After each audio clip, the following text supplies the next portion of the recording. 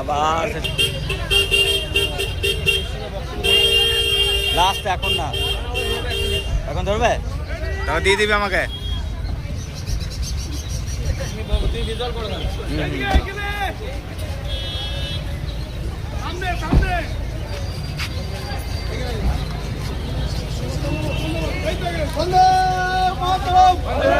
সোনাদা সরাও, সোনাদা সরাও।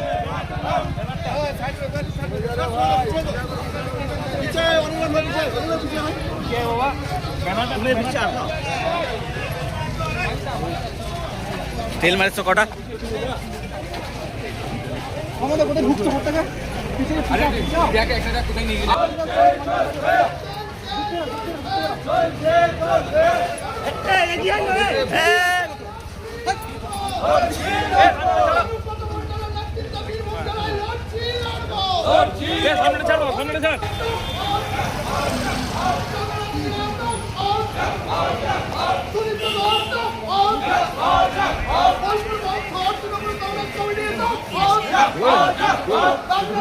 बापा पीछे आए, बापा पीछे आए।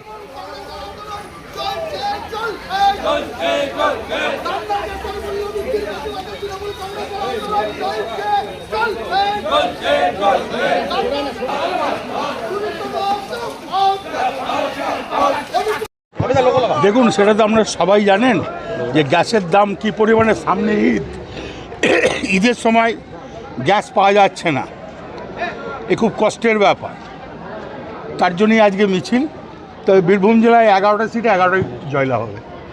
দাদা কালোবাজারে খবর পাওয়া গেছে রান্না গ্যাস নেই, কি বলবেন? সব জায়গায় তো বললাম দু নম্বরই অন্যায় এটা। দাদা, বীরভূমের নির্বাচন প্রায় শুরু হয়ে গেছে, রাজ্য নির্বাচন শুরু হয়ে গেছে, প্রার্থী তালিকা ঘোষণা হয়ে গেছে।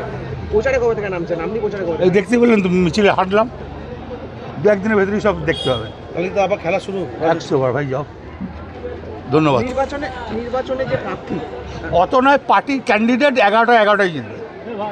বীরভূমে 11 230 থেকে 235, অনেকবার গুরুবার্তা চড়াম এবারে 230 থেকে 235। যাও। দেখুন, যেভাবে গ্যাসের দাম আচমকা বাড়ছে, মানুষের দ্রব্যমূল্য বৃদ্ধি হচ্ছে, তার প্রতিবাদে মাননীয় মুখ্যমন্ত্রী পরশুদিন রাস্তায় হেঁটেছেন। তাই আমরাও আজকে বোলপুর শহরে মানুষকে জানান দিচ্ছি যে তারা বেহিসাবিভাবে যে সরকার চালাচ্ছে, তাদের বোঝা উচিত ছিল যে এই যুদ্ধ হবে, আমাদের দেশে অসুবিধা হবে।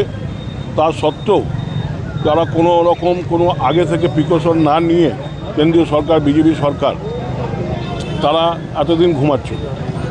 তাই এই যে বৃদ্ধিটা হলো, আমরা আগেও দেখেছি যে এরকম একটা সুযোগে বৃদ্ধি করে, তারপরে যখন বাইরের দাম কমে, কিন্তু আমাদের দেশের দাম কমে না। তাই আমাদের আশঙ্কা এই দামটা থেকেই যাবে। তাই আমরা মানুষকে এর বিরুদ্ধে প্রতিবাদ করি। আচ্ছা, এখনো পর্যন্ত তো যেভাবে হয়রানি হচ্ছে মানুষের, এই হয়রানি নিয়ে কি বলবেন? দেখুন, এই সরকার তো 14 সাল থেকে মানুষকে হয়রানিতে নিয়ে যাচ্ছে, একটার পর একটা। তারা কোনো রকম কোনো পরিকল্পনা নেই। তারা নোটবন্দি থেকে শুরু করে আজকে গ্যাস নিয়ে মানুষকে হয়রানি হচ্ছে, কদিন আগে এসআইআর নিয়ে হলো। তারা এইভাবে তারা বারে মানুষকে বিপদে ফেলে চাইছে।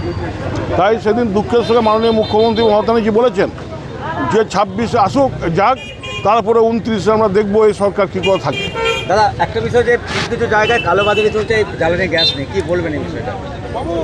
আমাদের প্রশাসন সজাগ আছে, প্রশাসন সব ব্যাপারে লক্ষ্য রাখছে।